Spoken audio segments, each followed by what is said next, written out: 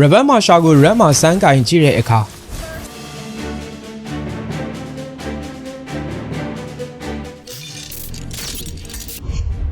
မင်္ဂလာပါပရိသတ်ကြီးတွေမာရှာကို Rebel လုပ်ပေးထားပြီဆိုတော့ကျွန်တော်ရှေ့ဗီဒီယိုမှာပြောပြခဲ့ပြီးပါပြီဒီနေ့မှာတော့ Rebel မှာရှာကို Red မှာစမ်းကင်ပြီးတော့တိလာရတဲ့ fact တွေကို sharing လုပ်ပေးသွားမှာဖြစ်ပါတယ်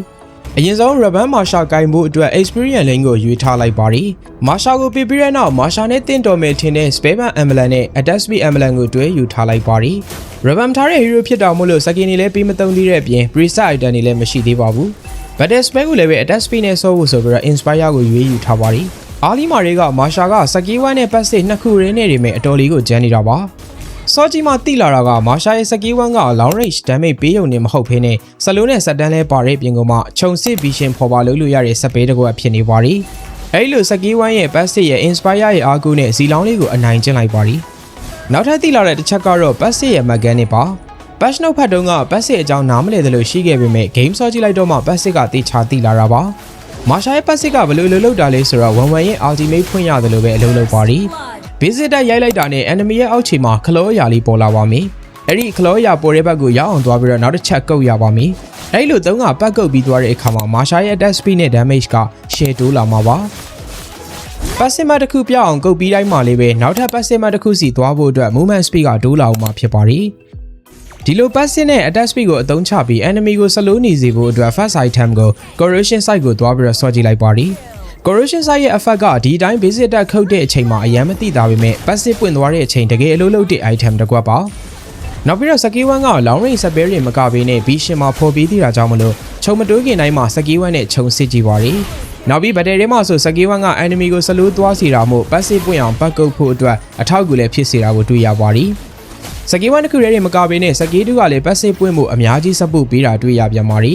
စကီ2ကဘလင်းအပြင် enhance တစ်ခုပါဝင်နေပါရီဆိုတော့ passive ပြအောင်ကုတ်တဲ့နေရာမှာလမ်းလျှောက်ပြီးပတ်ကုတ်နေရင် enemy က counter ပြန်ချမှာနဲ့အဆင်မပြေပါဘူးစကီ2ဘလင်းပြီးတော့ enhance အတက်နဲ့ကုတ်လိုက်ရင်တော့ enemy ကို damage လည်းပေးမယ် passive တွေလည်းအဆင်ပြေသွားမယ်နှစ်ကွက်ရွှေ့လို့ရမယ့်အနေထားပါ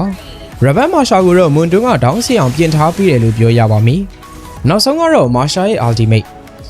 ကတော့ battle and spell လို့ပြောရပါမယ်စကီ1နဲ့စကီ2နဲ့ passive ဖွင့်မယ် passive ဖွင့်ပြီးတော့ enemy သွေးကိုင်းပြီဆိုရင် ultimate နဲ့ခုံပြီးတော့အန်လိုက်ရုံပါပြီ ultimate ကလည်းပဲ damage အကိတ်ကြီးထွက်အောင်ပါပါသွေးကိုင်းနေတဲ့ enemy ကိုထွက်ပြေးခွင့်မပေးဘဲနဲ့ ultimate နဲ့အဆုံးသတ်ရုံပါပြီ enemy နဲ့ buy one ချဖို့အတွက်ဆိုရင်တော့ Masha ရဲ့ spell တွေက perfect combo ပါပြီ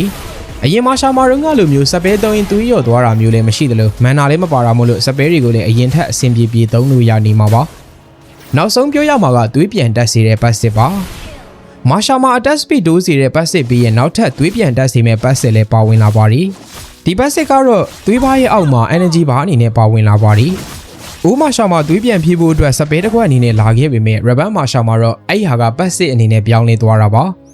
မာရှာက enemy ကို basic attack ကုတ်တိုင်းမှာ passive energy တက်လာမှာဖြစ်ပါရီenemy ကိုလည်း damage ထပ်မပေးကိုလည်း damage မခံရတဲ့အချိန်မှာတော့ဒီ passive energy bar ကသွေးအဖြစ်ကိုပြန်တိုးပြီးသွားမှာဖြစ်ပါရီ passive ဘာအပြည့်ဆိုရင်သွေးတစ်ထပ်စာလောက်ပြန်ဖြည့်ပေးမှာပါဒီ passive ကလည်းသွေး3တန်းနဲ့မာရှာအတွက်အတော်လေးအသုံးဝင်တဲ့ passive ဖြစ်ပါရီတပွဲလုံးပတ်စော်ရသမျှကိုညီကုန်းချုပ်ရရင်တော့အရင်ကလိုမျိုးတိုင်းပတ်ခိုးလိုက်ပြေးလိုက်ပဲရတဲ့မာရှာကတော်ရုံ hero တွေဆိုရင်ဘိုင်ဝမ်မီးလို့ရမယ့်အပြင် team အတွက် enemy ကိုစပယ်တောင်းပေးပြီးတော့စလိုးကောင်းကောင်းလုပ်ပြီးလို့ရမယ့်လောက်ကွက်အသစ်တွေပါရလာတယ်လို့ပြောရပါမယ်ညီကိုရိုအနေနဲ့ရော Rebel မာရှာကိုဘယ်လိုမြင်ကြလဲဆွေးနွေးသွားခဲ့ကြပါဦးကဲဒီနေ့ဗီဒီယိုလေးကတော့ဒီလောက်ပါပြီအဆုံးထိကြည့်ရှုပေးလို့ကျေးဇူးအများကြီးတင်ပါတယ်ခင်ဗျာ